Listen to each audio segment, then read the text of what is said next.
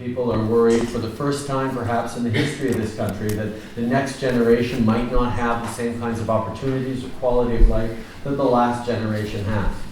There's a sense that even over the last 30 years, where our economy has more than doubled in size, grown over 100%, average middle class incomes, median household income, has increased by only about 10 to 15%, which means the vast majority of Canadians haven't had a real raise in almost 30 years. And there's a sense that Canada should be doing better, and Canadians should be doing better. And where I see a challenge, I also see a tremendous opportunity. Because I recognize the challenge the Liberal Party has. Before we can even tell people that we have the right vision and the right plan for the future of this country, for the long term, we actually have to remind Canadians that having a vision for the future and a plan for the long term is something that governments should be in the business of doing.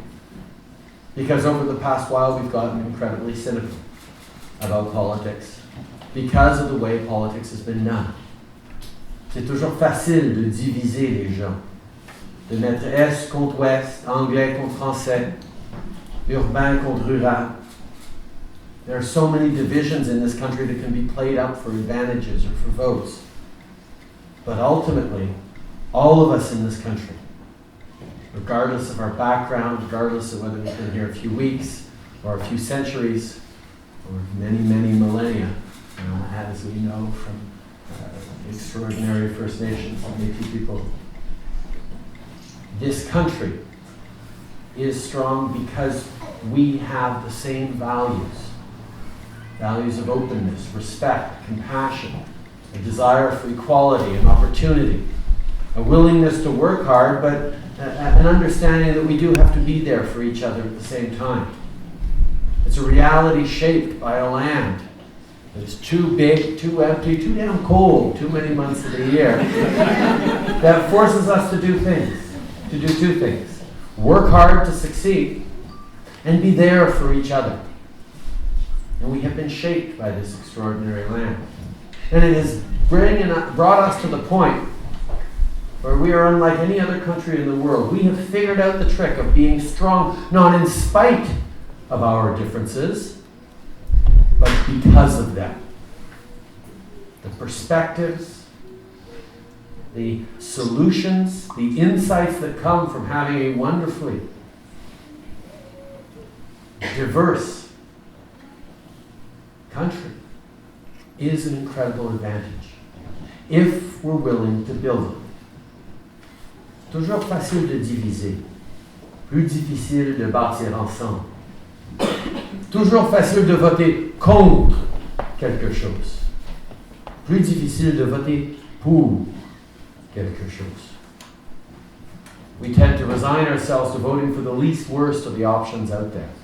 Well, that's not good enough. Not good enough for me, it's not good enough for my kids, it's not good enough for any of us. We have big challenges ahead. We have to figure out how to balance, how to make sure that we are building a strong economy that is also responsible around the natural world that sustains us and will sustain our kids and our grandkids in decades and centuries to come. And that's not an either-or proposition, as far too many people would have you believe. You have to pick either what's good for the environment or what's good for the economy. Well, I refuse. I know, like so many of us know, that the only way to build a strong economy for the 21st century that'll actually be strong, not just for me or my kids, but my grandkids, is to understand that they go together. Being responsible about how we develop things, being innovative technologically, being mindful of a longer-term horizon than just the next electoral cycle. And the irony is, if you focus only on the economy and ignore environmental concerns the way Mr. Harper has done, we actually see that he's harming our economy.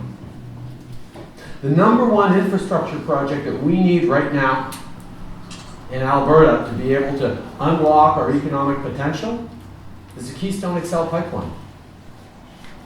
And that's not being approved, not because of any other thing than a failure of leadership on behalf of the Prime Minister to reassure Canadians and reassure our most important trading partner that we are serious about our environmental responsibilities.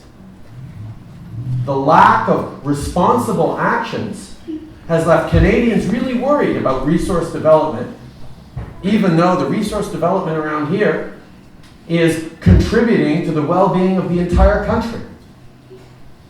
People are worried for the future, worried that they can't trust their government to look out for our long-term interests anymore. And that is harming us not just around the environment, but around the economy as well.